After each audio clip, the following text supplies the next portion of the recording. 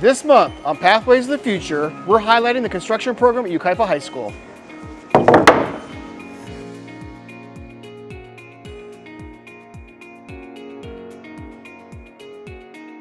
Here at YHS, we get offered a lot of different opportunities here. Everything from different guest speakers to the equipment we get to work with and the materials too. We get offered a lot of different projects too, everything from really scaled down buildings to structures like stuff like this back here. And we really get a full process of it, everything from building it to taking it down, cutting the material, even working out prices, things like that to help us in the future and everything. Construction technology has really helped me with real-world skills, like just doing at-home projects by myself. Also not having to hire a handyman, I can just build it and do it myself.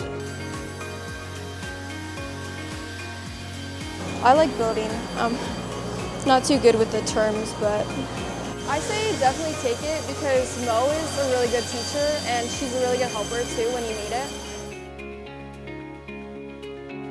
But I don't feel like I really teach. I share knowledge is what I do. So I try to show the kids that you can build and you can pick up skills and you can put yourself on the right pathway to earn good money. There is a flag that was left for me and made for me by a blind student I had. So I would say that I'm pretty open-minded to taking any student. I believe that everybody should have the opportunity. I don't see myself as your normal teacher. There's no power structure here.